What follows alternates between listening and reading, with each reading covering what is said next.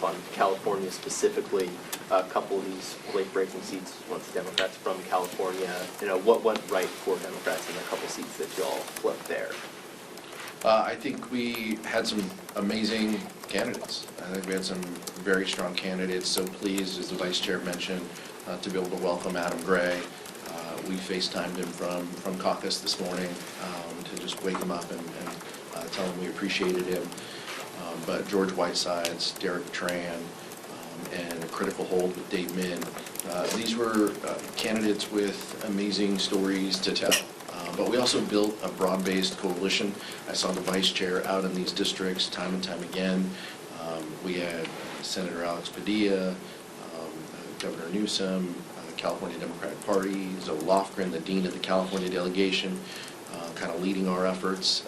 A high level of coordination with the Democratic Congressional Campaign Committee, but ultimately these candidates and their stories is what broke through.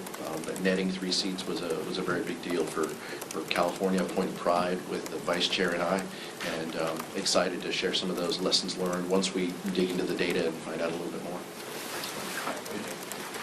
Congressman Wiley-Nickel wrote an article in the Charlotte Observer noting that but for the extreme partisan unprecedented gerrymander in North Carolina, Democrats would have flipped the House. And if you look at what happened in this election, Democrats actually removed more Republican incumbents than vice versa. So again, the American people voted with House Democrats in a number of districts and a number of places, and the Republicans do not have a mandate. That is not what this election showed. And I hope Republicans will work with Democrats to help the American people. Mr. Chair. Mia and then Cassie. Leading off of that, though, what do you think went right in California that didn't work in other states? And I guess what do you think are the lessons? Are there lessons from that can be implemented nationally? I think we're going to have kind of a comprehensive, deeper dive on this once we get some of the precinct level, data on what worked in some of these races. But clearly, it starts with the coordination on the political side. I think that all of these candidates felt that they had the resources that they needed to communicate their message. We were swimming against some pretty stark headwinds. But in places like California, where we believe in counting every vote and giving people, options to exercise their ability to vote with a robust vote-by-mail program, those are points that were incredibly helpful.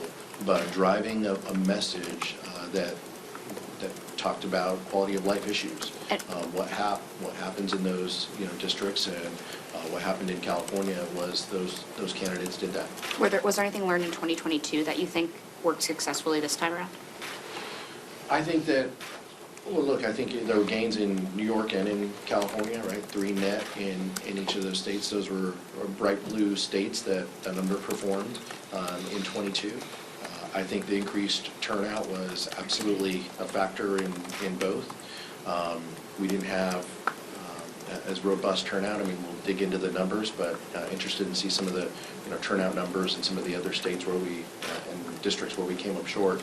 But the fact that those states stepped up was a tribute to a lot of the work that happened on the other side of the House. But as the vice chair mentioned, we kind of walked into this with one hand tied behind our back with those 3 seats in North Carolina that were gerrymandered away from us. So we knew that we were walking into that 3 votes short from where we stood. We still overperformed and got the job done in those states, but we lost a few in other places.